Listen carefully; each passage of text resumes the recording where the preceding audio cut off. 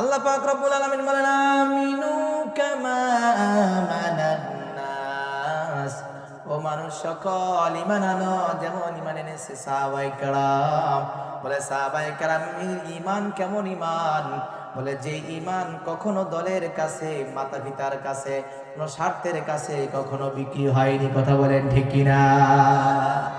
আমাদের ঈমান মাঝে মধ্যে দলের কাছে বিক্রি হয়ে যায়।